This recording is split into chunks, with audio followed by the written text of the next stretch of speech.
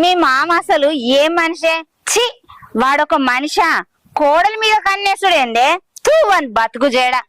అయినా నువ్వు police station లో పెట్టి మంచి పని చేసినవే.